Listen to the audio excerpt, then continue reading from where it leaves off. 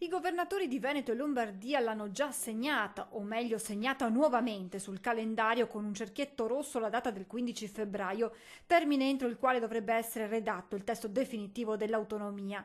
A spiegare come i tempi siano ormai maturi per arrivare ad un primo traguardo sono proprio Luca Zaia e Attilio Fontana, all'uscita da Palazzo Chigi dopo il vertice con il ministro Erika Stefani, il vice premier Matteo Salvini e il sottosegretario Giancarlo Giorgetti. La riunione di oggi è stata assolutamente proficua, è stata un'occasione per fare un punto della situazione e ci permetterà di andare verso la stesura di un testo definitivo sul quale poi ragionare definitivamente, rispettando il termine del 15 febbraio che era il termine ultimo per la sintesi ovviamente rispetto al giro dei ministeri e quindi per le osservazioni dei ministri.